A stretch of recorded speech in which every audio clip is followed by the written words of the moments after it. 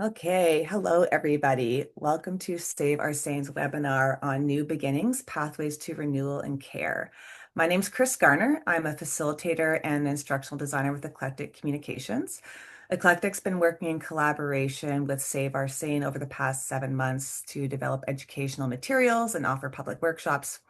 And presenting with me today is Brani Vesna, a singer-songwriter and educator and community advocate from Stony Point Métis local and seven-generation Red River Métis, who will be sharing her knowledge of Indigenous relationships with the land and water and what this means for the future of the Seine River. So for those of you who aren't familiar, Save Our Seine is one of Winnipeg's oldest and most active environmental organizations. It is now a registered charity, and the group began in 1990 and became incorporated in 1994. They work along the urban Seine River, which is a 26-kilometer waterway that runs from the Red River floodway north to the Red River. So the work of Save Our Seine takes place on Treaty 1 territory, the traditional lands of the Anishinaabe, Cree, Oji-Cree, Dakota, and Dene peoples, and the national homeland of the Red River Métis. And so we honor this river and the land and take seriously our responsibility as stewards. Over more than 3 decades, Save Our Seine has had some major achievements, including annual cleanups of the river and adjoining natural areas, spearheading a $2.2 million fundraising effort that protected the upland portion of Bois des Esprits forest, and successfully advocating for the largest contaminated site cleanup in Winnipeg's history. So they've also raised funds to support the development of Winnipeg's first universal paddling docks at John Bruce Road and continue to advance trail and green space preservation across the Greenway. And so part of Save Our Seine's mission is to increase public awareness and education about the environmental impacts on the Seine River and what we can do to help. And this is what brings us here today. So during our session today, we're going to explore the global environmental changes that are influencing the Seine River and understand how these shifts are shaping local ecosystems and communities. We're going to reflect on some of the Indigenous perspectives of the relationship, responsibility, and reciprocity with land, water, and all living beings. Consider how, with all these in mind, Save Our Seine can move towards a renewed relationship with the river that is grounded in respect, learning, and shared responsibility. And then we're going to connect these insights to our 2026 vision and discuss these pathways for collective action. So just as a quick recap for those who may not be familiar with the Seine River watershed, the Seine River's headwaters originate in Sandylands near Marchand, Manitoba. From there, the river flows north and eventually joins the Red River. So the Red River then continues its path into Lake Winnipeg, making the Seine part of a much larger watershed system. And historically, this entire region was actually surrounded by extensive wetlands and marshes and bogs that shaped the river's flow and its ecology and biodiversity. However, drainage for agricultural and urban infrastructure has drastically altered this area. The urban portion of the Seine River watershed is located in the southeast corner of Winnipeg. It spans several neighborhoods, which includes St. Boniface, St. Vital, and Transcona. And from these areas, the Seine flows north and eventually joins that Red River, linking the waterways again to that larger watershed. So what are we seeing globally that can impact the Seine River? And so in recent decades, scientists have been gathering extensive data that shows that there's a clear warming trend in our climate. So year over year, global temperatures have been rising, and this evidence is suggesting that this pattern is going to continue. So one of the simplest ways to visualize this long-term shift is through climate stripes. And so this is what I have on this slide here today. So climate stripes, sometimes called warming stripes, use a series of colored bands to show how temperatures have changed over time. So each stripe represents a single year. They range from past to present, starting around mid 1800s. And it sort of creates this barcode-like timeline. So the colors appear in shades of blue, are the cooler years, and then the warmer years are in shades of red. And so you can see by this color stripe image here that as we move closer to today, the colors start to shift from blue to red, reflecting this steady rise in temperature.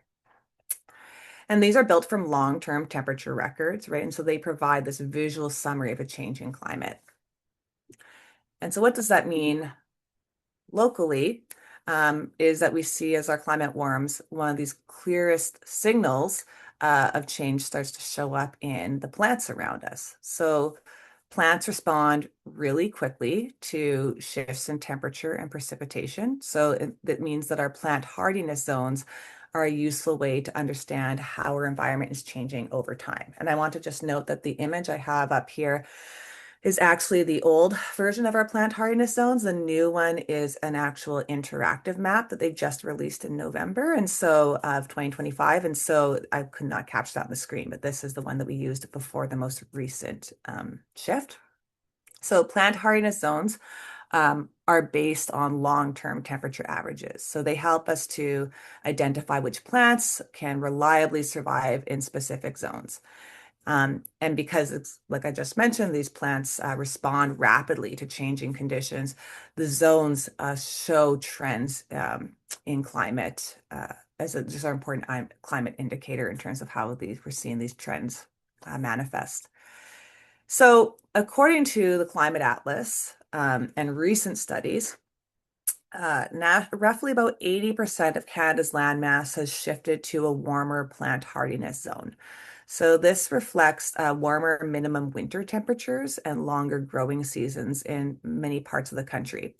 And so Winnipeg actually, from this last national assessment, is still classified as Zone 3B. It's based on a 30-year average. However, we did change the last assessment. Prior to this assessment, we did move up a zone.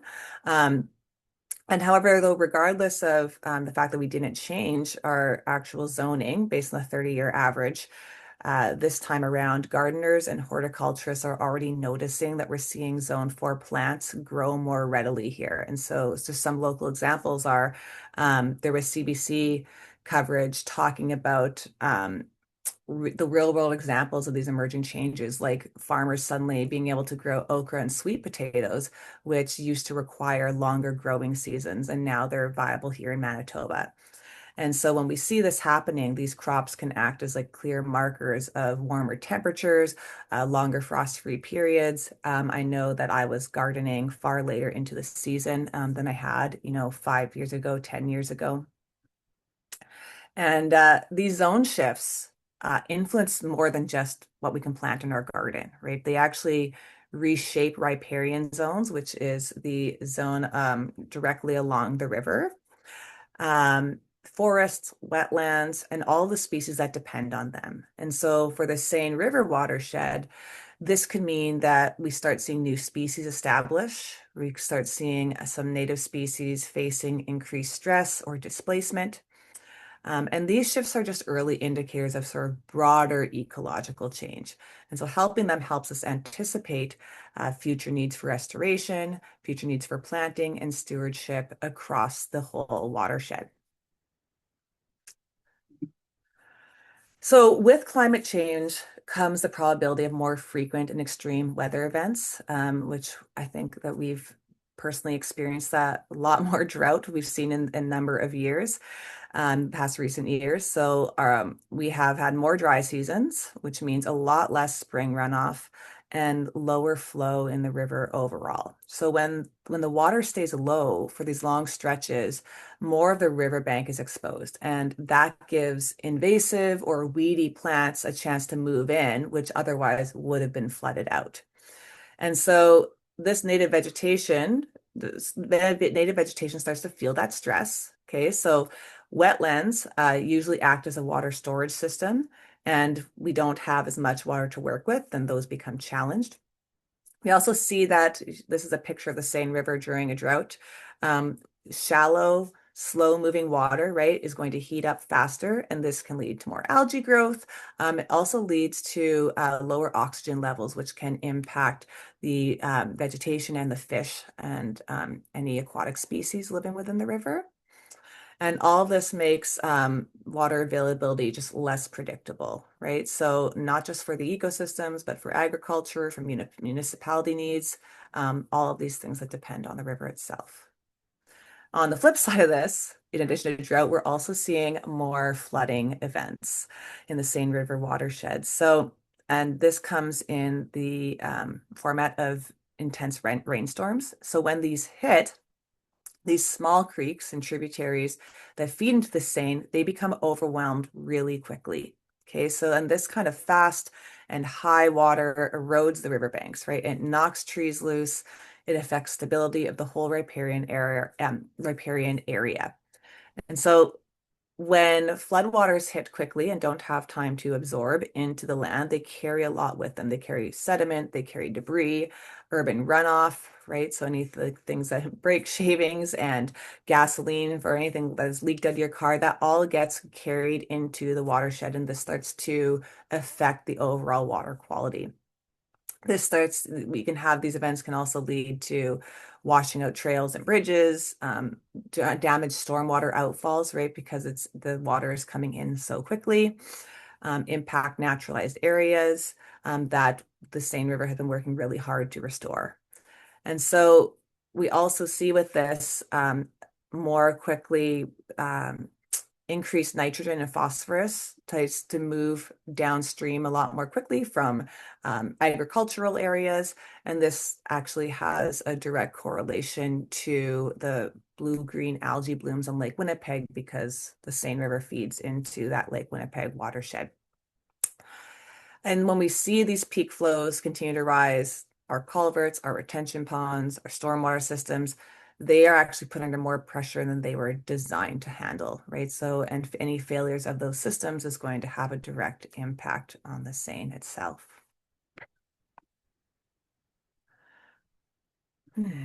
So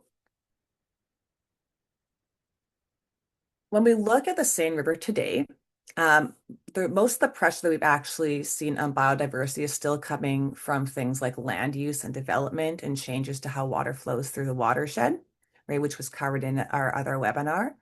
But the broader climate data is sort of issuing us a warning of the added stress that is being put on the river and what we can expect to come if that continues. So over time, this means we're likely going to see shifts in which fish and invertebrates end up thriving here and which ones struggle.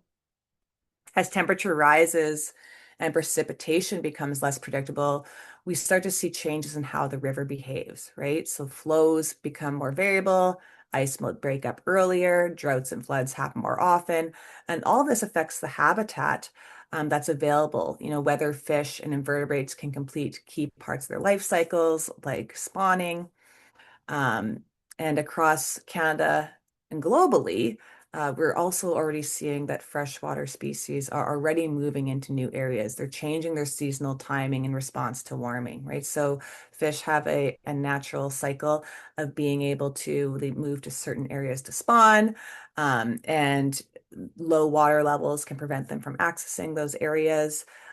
Less oxygen in the water can prevent them from accessing these areas. And so we'll start seeing changes in how the fish in these rivers behave and what species show up here. Um, those changes can actually change a whole ecosystem, right? They can start to shift the existing predator and prey relationships depending on what species we start to see thriving here. And so while the changes in temperature and flow and habitat structure, it doesn't just influence wildlife, right? It actually influences the river's ability to provide the ecosystems that we're relying on. So the ecosystem, the habitats within the river feed the ecosystems in the riparian zone, help nurture us. So everything from maintaining the biodiversity of the area to supporting the recreation, being able to paddle the Seine River and the overall health of the watershed is impacted by climate pressure, right? And the land use pressures as well. So what we're seeing in the Seine already fits into a much larger pattern. So the Intergovernmental Panel on Climate Change, the IPCC, and other global assessments are showing clear evidence of climate-driven shifts in species, their ranges, their behavior, invasiveness in freshwater ecosystems, and our local rivers experiencing the early stages of these changes that we're already seeing worldwide. So with more extreme floods and droughts, we can expect more variability in that connectivity in the river, whether they can move freely through the system, changes in those riparian zones, and what organic material actually enters the river. And so we're going to see that cascade through the entire food web.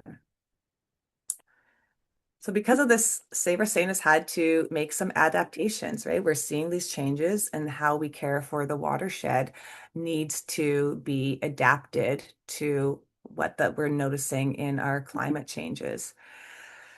So Sayra has noted that we're starting to see plants growing in places along the river where they never used to. Okay, so normally seasonal flooding would keep those weedy vegetation out of the riparian zone, but because spring floods have been smaller and shorter in recent years and conditions have been much drier, now we're seeing these plants take hold and spread in areas where they were not established before.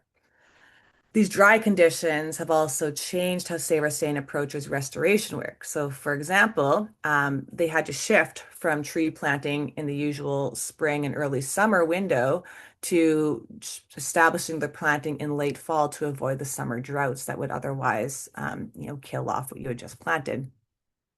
The same thing is happening with native grass and wildflower seedlings. So the deadline that the use savers and used to use of June 20th has been moved to June 10th, so seedlings can get started before it gets really, really dry when the summer sets in. So even these small shifts like this can make a really big difference whether new plants actually establish successfully. And we need to change our strategy to make sure that we can support their survival. So I'm going to pass things on to Brandy now. And Brandy, you can just give me a sign when you want me to switch our slides. And Brandy's going to talk on how, as we move forward, we can shift our perspective of how we relate to the Seine River. Hey, I'm going to say thank you so much, Chris. That was a beautiful presentation, and I think it's really important that we work together. So, Kananamet Wabashke Mangan Nadishnakas, Mukwado Dem. My name is Brandy Vezina, and I am extremely grateful to be here to be able to speak on behalf of the land. And it is my responsibility to do this work and speak in a good way in order to say that at this time, I did what I could in order to make a difference, to preserve and connect others to the land, and to think about the land for the next 7 generations. So thank you. Chris had mentioned that there are plant changes that people who have that intimate connection to the land, people who are gardening, people who are picking berries, people who are picking mushrooms, who have that intimate connection, they are already right now here in Manitoba noticing changes. And these are the people who have that intimate relationship. Whatever culture you're from, when you came here, if as we connect back to the land, we connect back to ourselves. So also Chris had mentioned about the draining of the wetlands. Now, I'm going to speak and I'm going to be honest, and it might be hard to hear for some people, but as opposed to shutting down and getting frustrated, I'm just going to ask you to listen, and there might be some things that you don't agree with, but we'll leave it at that. So I'm just going to say over the last 150 years, it is heartbreaking what has happened here in Manitoba. So our kinship to the land has ultimately changed. Realizing we're on Treaty 1 and where the Seine River moves from here in Manitoba into Lake Winnipeg, at one time 150 years ago, Lake Winnipeg, she had all her filtration systems in place. She had what she needed in order to work, to do what she needed to do in order to take care of herself. We have changed, we've ultimately changed how Lake Winnipeg is able to heal, and we're doing it today. So we need to know that what we do today is going to impact generations in the future. And we have to stop being short-sighted, and we have to be honest with ourselves. At one time, like Winnipeg was loaded with fish and sturgeon. And here on Treaty 1, there were millions of buffalo that fed the people, First Nations people, the Dakota Oyate, the Cree, the Ojibwe came here eventually, but there were still millions of buffalo to feed people from here all the way to California. In less than 40 years, the buffalo were intentionally killed as an act of war to starve First Nations and Métis people. The land was ultimately changed, the spirit and the connection to the land, and that only happened within 40 years. So by 1890, which is not a long time ago, my grandfather is 90 years old, and he learned his sacred traditional ecological knowledge from his grandfather, who was born in the late 1800s. So my connection to the land as a Red River Métis woman goes back 5 generations. Here in Manitoba, my people have been here for 7 generations, but my papa, who grew up with his grandfather, learned these teachings and his love of the land. In the 1950s, when one of his brothers moved to Calgary and said, "Doc, come, there's opportunities, there are jobs." My pa said, "Unless I can take the lake with me, I can't leave." So it is my responsibility to speak and to be honest. So right now, Chris, I'll get you to flip. Um, right now, we're at a place where we are out of connection. We are out of balance. I'm actually going to go back to that last slide. I want to say it was a major blessing the day that the Great Binding Law was brought to community, where elders of 7 different Indigenous languages were brought together here in Manitoba at the Turtle Lodge. The day that elders like Dave Kershane and Henry Skywater, who are in the spirit world and I love dearly, and Dr. Bone and Florence Painter, all of these elders came together and they wrote about the Great Binding Law and how us humans are out of balance with the living world. And a mindset that came here that wasn't from here, unfortunately, has been able to make the laws, have changed the legislation, have done things in a way in which that were not natural to Turtle Island here in North America. So it is all of our responsibility to be honest with ourselves that colonization has impacted the spiritual connection to the land, the water, the soil, the biodiversity, all of the living beings have been impacted, but we must act in a way and be responsible to learn, to understand, to have a reciprocal nature with one another, and to work towards protecting and preserving what we have right now. Next slide, please, and thank you.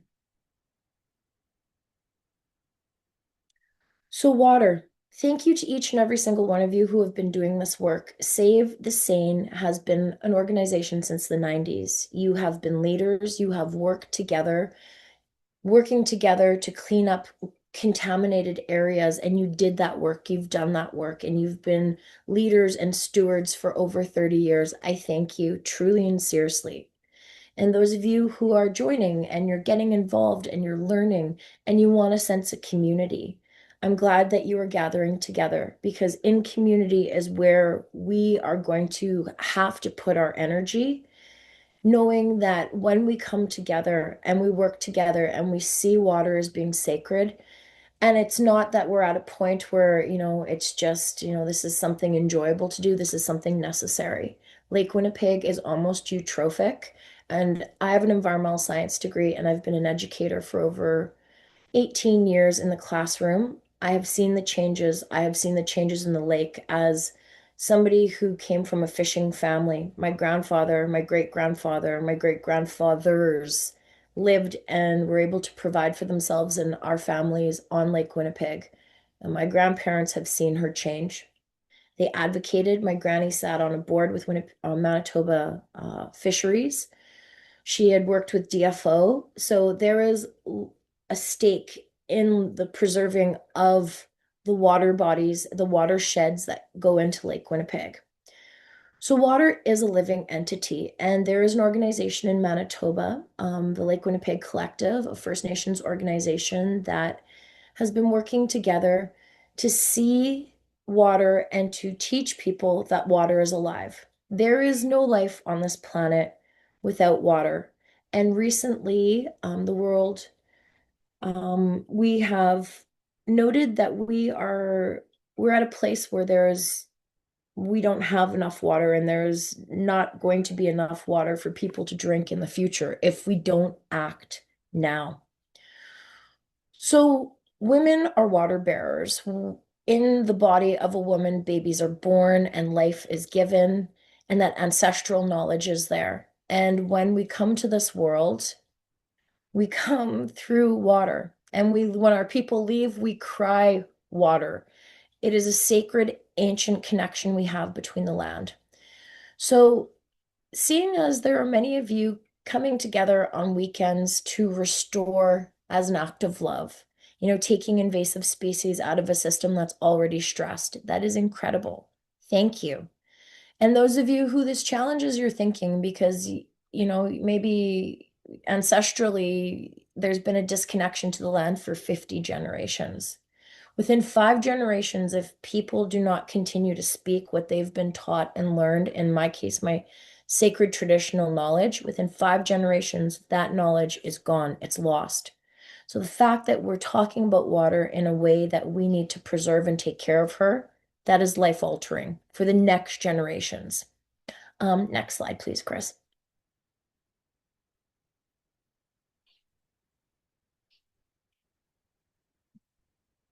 So when we see the earth as kin. What we do to the land, we do to ourselves. As keystone species have been removed here in Canada, you know, the when Europeans first came here and they seen all of the timber and they seen the fur-bearing animals and they almost collapsed the system of amok, beaver.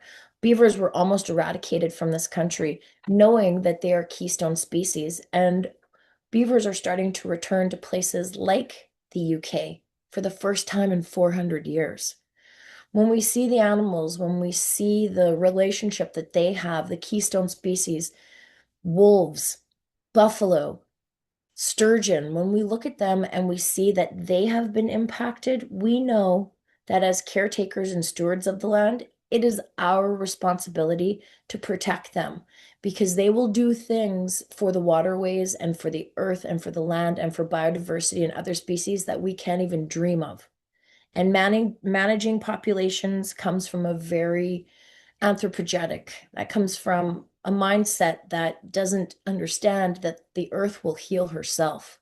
She could take 1 billion years, and we don't have that time.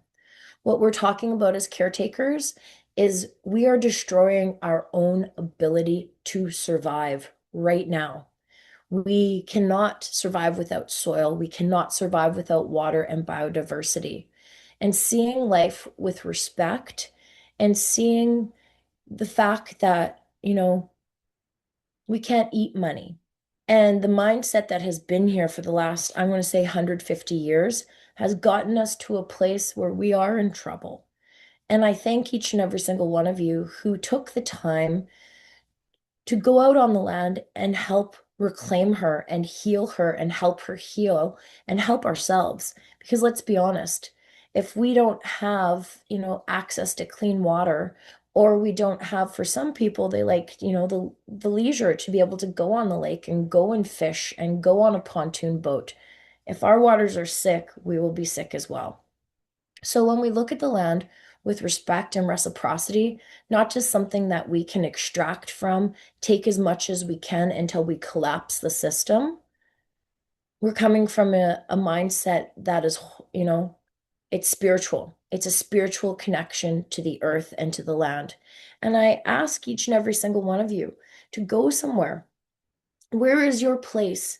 Where is your place that you can just visualize and think about right now that is where you love, one place in the world? I think of as a child, my grandfather unknowingly gave me such a sense of ecology and connection to the earth. He would give me a bucket at Cedar Creek. It's a creek that runs through the marsh into Lake Winnipeg, where I'm from, Stony Point. And he'd give me a bucket as a child, and I would collect little snail shells, and he would just let me enjoy. And each and every single one of us have a place like that. We have somewhere on the earth that we love, and it makes us feel like home. So it is our responsibility to work together with various levels of government, with industry, with institutions, because the systems in place that have gotten us to a place where we are right now, they're not working. And we as community, as people, we have more power than we could ever realize, than we will ever realize. But when we work together in community and with organizations like Save the Sane, it's incredible what we can do together. Next slide, please. So caring for the Seine River isn't just environmental work, it's relational work. It's changing that perspective that we are separate. We are not separate. We are animals who have lost our place in nature, as the great binding law teaches.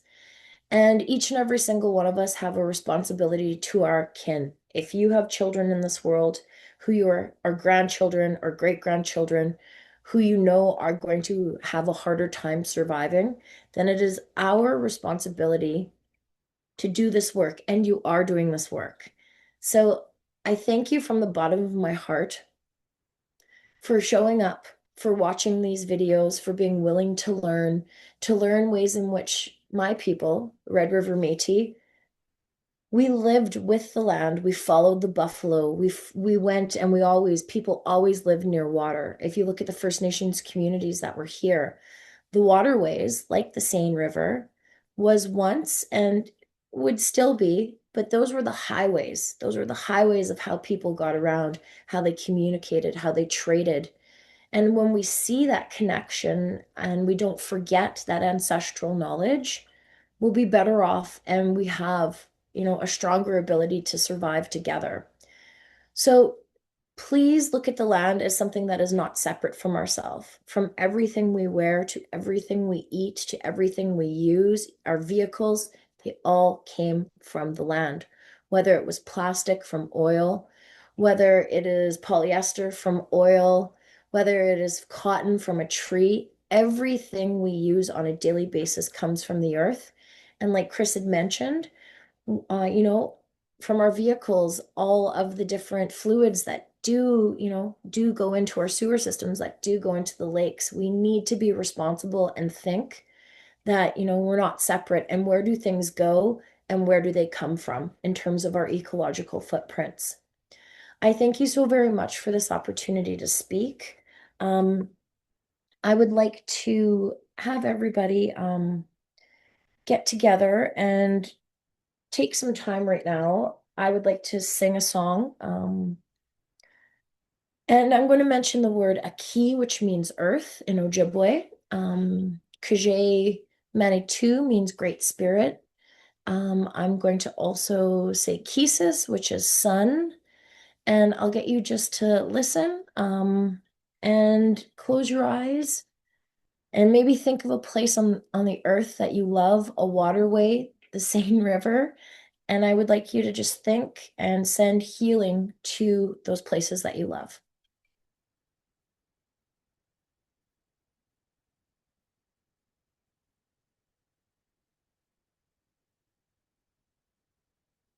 Way up, way up, way up,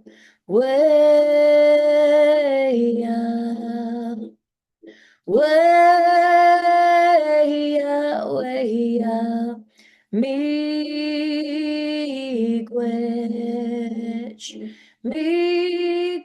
kishimane tu, way up. Way up,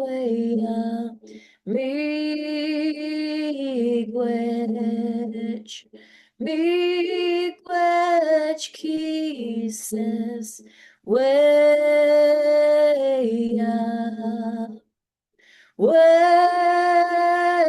up, miigwech. Miigwech aki way up, way up, miigwech, miigwech nibe way up. Way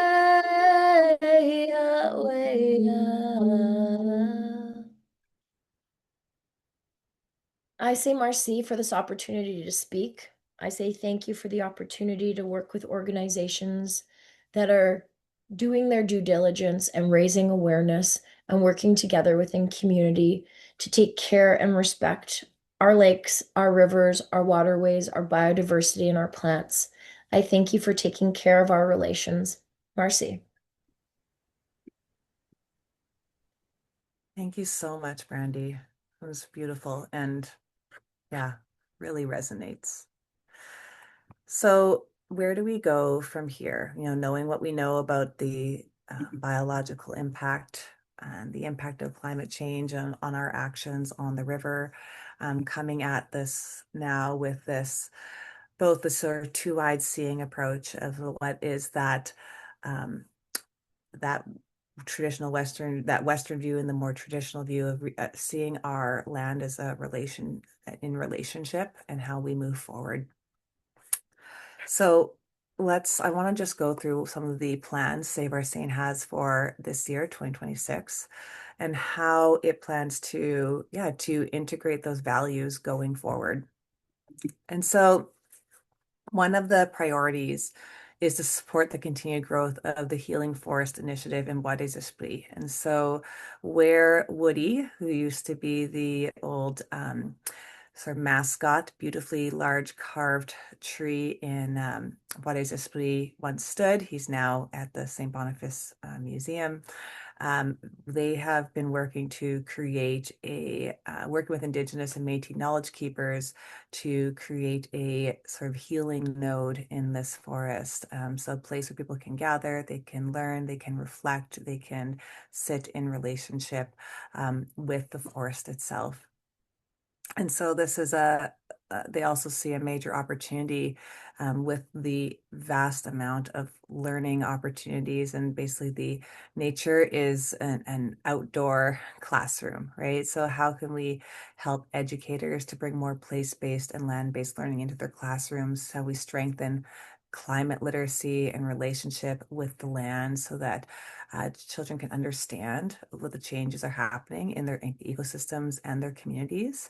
And this is really important because we do not care for things that we do not have a relationship with, right? Sustainability and care for the land and all these initiatives don't have much meaning for people who don't have that shared relationship, right? So I know that what I grew up with, having many opportunities camping and hiking in the woods, really helped to deepen my connection and reverence for the land that I live on.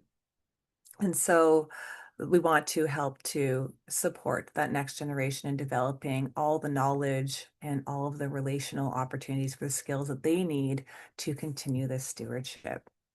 We also want to work at restoring the riparian zone. So this includes removing a lot of buckthorn, particularly. So buckthorn is particularly aggressive and it takes over the understory. So when these older trees eventually reach the end of their lifespans and pass, there are no basically you're left with buckthorn because it has taken over everything else. So we want to remove the buckthorn, reintroduce native shrubs and trees and plants, and just make sure that we're rebuilding that biodiversity and strengthening the habitats for the pollinators and other species that rely on these areas. And because restoration isn't a one-time effort, there's also going to be monitoring and maintenance plans in place to ensure that the areas that were restored actually remain healthy in the long term, right? And support that resilient river ecosystem. Uh, We're going to continue improving Blenheim Park by updating some of the furnishings and the other public use features. So any ways that we can make this space more accessible, more safer, and more enjoyable for everyone who spends time there. And because this work is strongest when it's shared, we'll continue building our relationships with communities, organizations, and volunteers and neighborhood groups. So this involvement help us to understand like the local needs of the space, how the community wants the space to be, how the community envisions use of the space, and really strengthening community ties by coming out together and working on those rehabilitation plans as a group. So one of the priorities is to also preserve the vermet, it's called the vermet forest, vermet river bottom forest, also known as the Sumca lands. And this is just south of the perimeter. So this is a unique and ecologically rich area. So its focus is on protecting what's already there while supporting the long-term health. Continuing to assist with the development of Creek Bend Park is another initiative. So we want to help shape these natural areas, the trails, public spaces, right, so that they benefit the community and be able to get more people be able to access the river, build that relationship. And to stay engaged in the city's process to create a green space and natural areas plan and a biodiversity policy. So by remaining a part of that conversation, Save Our Seine can help ensure the Seine River and the Greenway are considered in long-term planning and protected for future generations. So the title of the slide says Think Global, Act Local, but I want to mention that I recently saw a talk by Jane Goodall where she said, no, no, think local, act global. She goes, if we think global, we will feel too overwhelmed to affect change. But if we think local, the actions that we take at a local level do ripple out globally, right? And so some of the ways that we can act locally and think locally and support the larger picture are for one adopting a riverbank. So this is a project that Save Our Seine is considering and working towards as an organized structure in which community members can sign on to care for a section of the riverbank. They'll be instructed in how to remove invasive species in designated areas. They'll have the guidance of Save Our Seine to help them along in this process. Another practical step is just to be mindful of our own water use. So especially when we have times of heavy rain periods, this is when our stormwater systems are already under pressure, right? So we want to reduce the possibility of more overflow into the river, carrying any debris, any chemicals, any residue. And so using water wisely is actually part of treating our shared resources with respect. I think it's easy to forget that there was once a time where we had to go and fetch our own water and boil our own water to keep it safe for consumption, and that this is something that we would never waste such a resource if we had to put so much time and energy into it. And I think we take that for granted now. And so being able to come back to that, noticing our use of our resources of being in relationship with the land and not taking more than we need. And that goes to say, builds onto this idea of using more eco-friendly products. So realizing that what we use in our households is frequently entering our waterways. So every product we use has an impact downstream. So anything that we can use with has gentler or lower impact options are going to be put less stress on our waterways. Rain gardens are another great example of the precautionary principles. The precautionary principle is really just a fancy way of saying if there's a chance that something could cause serious harm, it's better to act early than wait until the damage is obvious. So even if we can't predict every flood or drought event, we can take steps to help the land absorb water. We can take steps to slow runoff and support pollinators, which is really, it's low risk to us and it's high reward. And so rain gardens are, for example, you could look at places in your own yard where you notice there is pools of water or where your downspout comes out, and plant species like that are help to with water filtration, native species with water filtration and with pollinator benefits to support the ecosystem. Taking care of your car, matters. Brandy touched on this, and I touched on this as well, but, fix leaks, reduce idling, manage waste oils, right? We want to keep pollutants out of our river system, and anything that is that we find in parking lots when those big rains come, it just gets washed right into those sewers and which then get moved into our rivers. So, little maintenance now can really reduce a lot of our environmental harm down the road. And finally, buying local, right? So if, not only does buy local feel really good because we're supporting our local farmers, we're supporting local businesses, but we're actually having a much smaller ecological footprint. So we're just moving, we're living more lightly on the land, right? We're reducing emissions, we're reducing costs of of having to transport things from another country here. So I'm always a huge advocate, grow your own food wherever you can. And lastly, we need you. So a simple way to get involved is to, attend community education programs on our waterways, with whatever Save Our Seine is able to offer. There are also other opportunities throughout the city, I'm sure.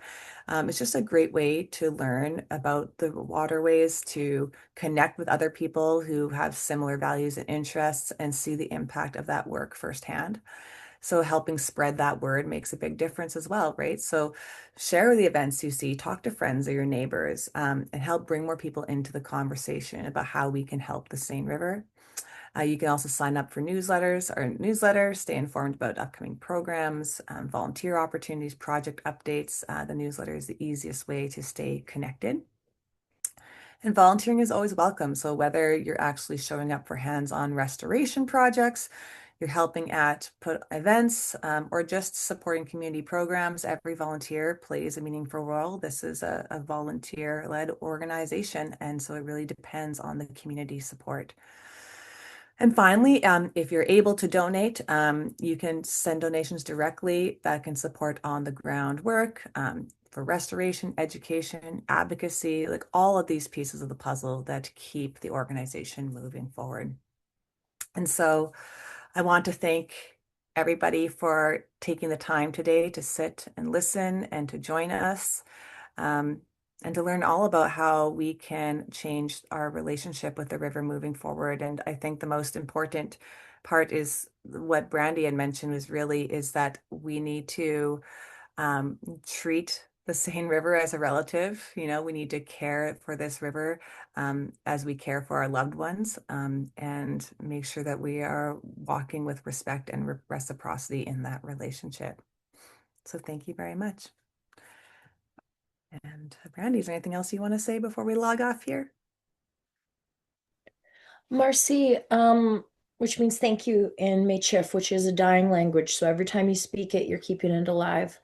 Volunteering is huge. My grandparents taught me to volunteer as a young girl. So get out there, make friends, and yeah, a sense of community is what's going to really help us do best. And like Chris said, eating more locally, but all the things you do on a daily basis make a difference, and never ever discredit the fact that you are energy, and take care of yourself in a good way. And nice to meet you. Thank you so much.